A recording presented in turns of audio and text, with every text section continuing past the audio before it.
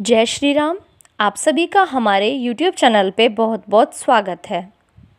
आज मैं आप सभी को माघ मास के महात्म का 22वां अध्याय सुनाऊंगी। इससे पहले के अध्यायों की वीडियो मैंने अपने YouTube चैनल पे डाल दी है, तो प्लीज़ आप उसे भी जाके देखिए। इतना कहकर भगवान अंतर्ध्यान हो गए। तब देवनिधि कहने लगे कि हे महर्षि, जैसे गंगा जी में स्नान करने से मनुष्य पवित्र हो जाता है, वैसे ही भगवान की इस कथा को सुनकर मैं पवित्र हो गया। कृपा करके उस स्रोत को कहिए जिससे उस ब्राह्मण ने भगवान को प्रसन्न किया। लोमश जी कहते हैं कि उस स्रोत को पहले गरुड़ जी ने पढ़ा। उनसे मैंने सुना, हे विप्र, यह स्रोत आध्यात्म विद्या का सार, पापों का नाश करने वाला है। वासुदेव सर्वव्यापी चक्रधारी सज्जनों के प्रिय जगत के स्वामी श्री कृष्ण को नमस्कार है।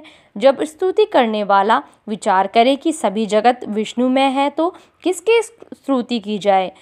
जिस भगवान के श्वास वेद है, फिर कौन सी स्तुति उनकी प्रसन्नता के लिए की जा सकती है? जिसको वेद नहीं जान सकते, न वाणी न मन जान सकता, उसकी स्तुति में अज्ञानी क्या कर सकता है?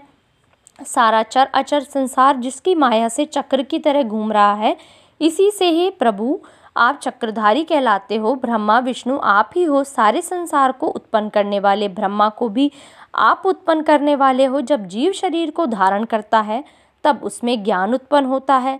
तुम सब दुख सुखों के दाता हो, इसमें कोई संदेह नहीं है।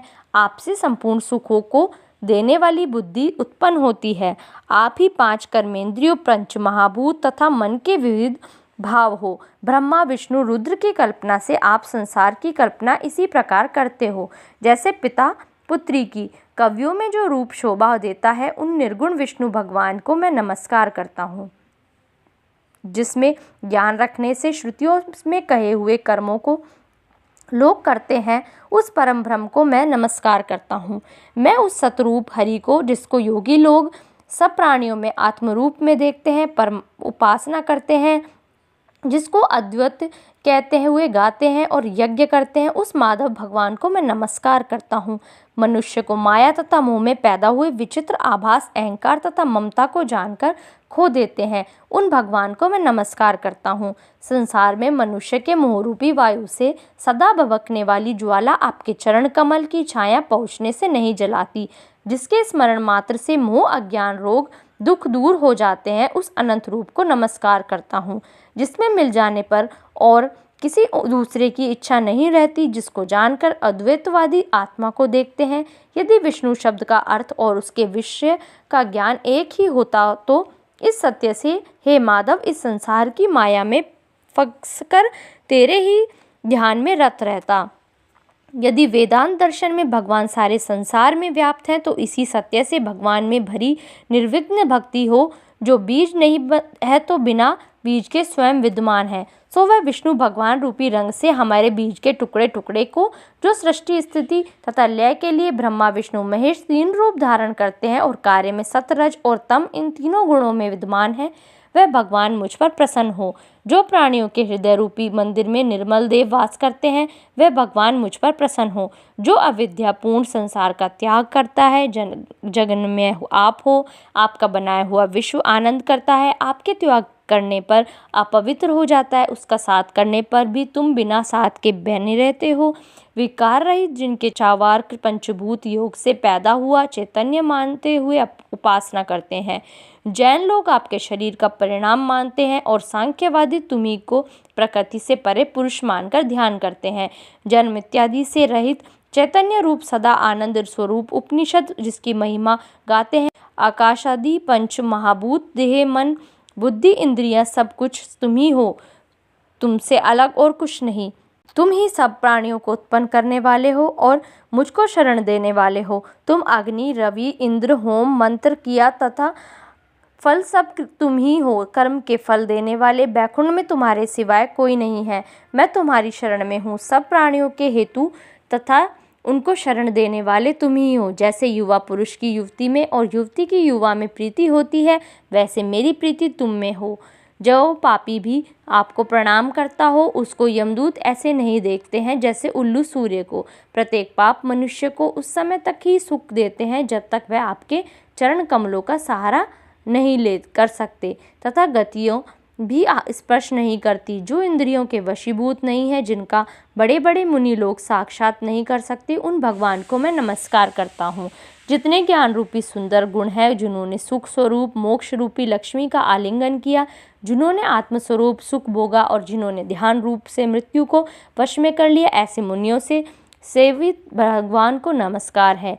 जो जन्मादि से अलग हैं, जिनको काम क्रोध आदि दोष दुख नहीं देते, उन वासुदेव भगवान को मैं नमस्कार करता हूँ। जिनके ज्ञान की गति से अविद्या रूपी मल शुद्ध हो जाता है, जिनके ज्ञान रूपी शस्त्र से संसार रूपी शत्रु का नाश हो जाता है, उन दुखों के नाश करने वाले को मैं नमस्कार करता हूँ। जिस प्रकार सब स्थावर जंगम संसार को उत्पन्न करते हैं, इसी सत्य से भगवान मुझको दर्शन दे। इस प्रकार उसकी सच्ची भक्ति देखकर भगवान ने प्रसन्न होकर उस ब्राह्मण को दर्शन दिए और ब्राह्मण की स्तुति से प्रसन्न होकर तथा उसको वरदान देकर भगवान अंतर्ध्यान हो गए और वह ब्राह्मण कृतकृत्य होकर भगवान में लीन हो गया और शिष्यों के साथ स्तोत्र पाठ पढ़ता हुआ तपोवन में रहने लगा। जो कोई स्रोत को पढ़ता अथवा सुनता है, उसकी बुद्धि पाप में नहीं लगती और न ही बुरा फल देखता है। इसके कीर्तन से मनुष्य की बुद्धि, मन तथा इंद्रियां स्वस्थ होती हैं। जो भक्ति पूर्वक इसके अर्थ को विचार कर इसका जप करता है, वह वैष्णव पद को प्राप्त होता है। इसके सदैव पढ़ने से मनवांछित कार्य सिद्ध हो जाते हैं। मनुष्य सुपुत्र पाता है तथा धन पराक्रम और चिरायु प्राप्त करता है। इसके पाठ से बुद्धि, धन, यश, कीर्ति, ज्ञान तथा धर्म बढ़ते हैं। दुष्ट ग्रहों की शांति होती है। यह व्याधियों व अनिष्टों को दूर करता है, दुर्गति से तारता है। इसके पढ़ने से सिंह, व्याघ्र, चोर, भूत, देव, पिशाच और राक्षस का भय नहीं रहता।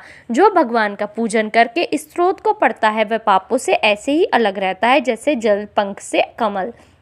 जो इस स्रोत को 1 काल, 2 काल या 3 काल पढ़ता है, वह अक्षय फल प्राप्त करता है। जो मनुष्य प्रातः काल इस स्रोत का पाठ करता है, वह इस लोक और परलोक में अक्षय सुख पाता है।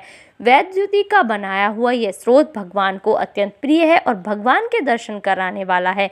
योग सागर नाम का यह स्रोत परम पवित्र है। जो कोई भक्ति पूर्वक इसको पढ़ता है, वह विष्णु लोक को जाता है। अब पिशाच मोक्ष की कथा कहते हैं।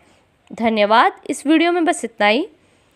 यदि आपको मेरी वीडियोस अच्छी लग रही हैं तो प्लीज़ उन्हें लाइक कीजिए, उन्हें शेयर कीजिए और मेरे चैनल को सब्सक्राइब कीजिए और बेल आइकन भी दबा लीजिए, जिससे आपको आगे आने वाली वीडियोस की नोटिफिकेशन मिल जाए।